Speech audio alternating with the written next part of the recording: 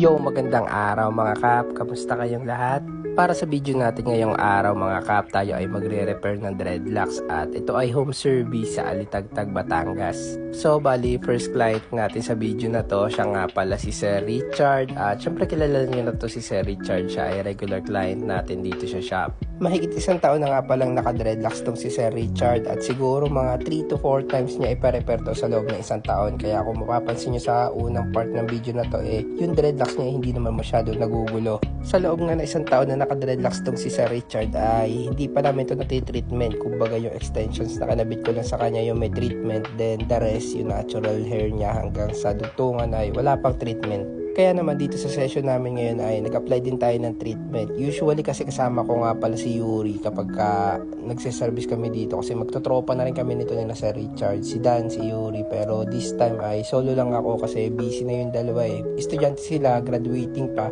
Then meron kanya-kanya part-time job. At big shoutout nga pala sa client din natin na si Cap Lester. Birthday ng father niya ng araw na to. So happy birthday nga pala sa father mo. Naka-timing na naman yung punta natin. Si Cap Lester nga pala isa rin sa mga regular client natin dito sa Alitagtag. Magpinsan sila ni Cap Richard. Madalas pag nagsaservice ako dito dalawa silang ginagawang ko. Pero this time si Cap Richard muna yung magpapaayos. By the way, ito nga pala yung resulta ng gawa natin kay Sir Richard. Medyo throwback nga pala session na to kasi busy nga rin tayo, pero November to naganap, pero yung last repair niya sa akin ay from July pa. So from July ngayon lang ulit namin naayos. Ito na yung resulta. So yun, maraming salamat nga pala sa magpinsan na si Sir Lester at si Sir Richard sa laging pagtitiwala sa akin. Dito naman tayo sa second client natin sa video na to. Ang gagawin nga pala natin ay upgraded top dreads at ang client nga pala natin dito ay isang tattoo artist dito sa Lipa, Batangas. Ito nga pala itsura ng buhok niya bago natin gawin. Siya nga pala si Sir GM at taga dito lang siya din sa atin sa Lipa City, Batangas. Siya ang artist sa JM Tattoo Studio. Hindi na bago sa dreadlocks tong si Sir JM. Actually, third time na natin gagawin siya dito. Pero bago pa man tayo matuto mag-dreadlocks, marunong na rin tong si Sir JM kasi nagde-dreadlocks din siya dati. Marami na siya nasubukang uri ng dreadlocks. Mahaba, mataba, maikli.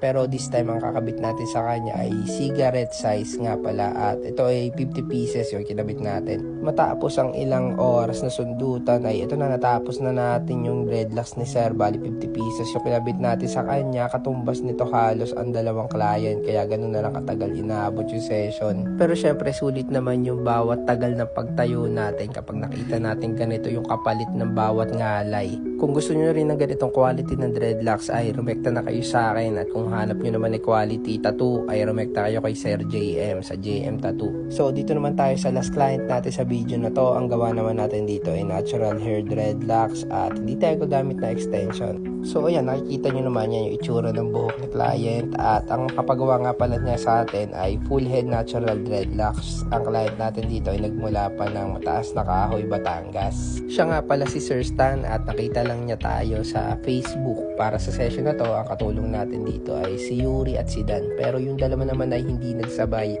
Nung araw na yun kasi ay si Yuri ay parang half day lang siya sa akin, aalis din siya ng tanghali, pero yung session kasi namin nagsimula kami ng umaga, so hanggang tanghali si Yuri yung katulong ko. Then sa other half ng session naman ay si Dan, bandang hapon ay si Dan na yung kasama ko.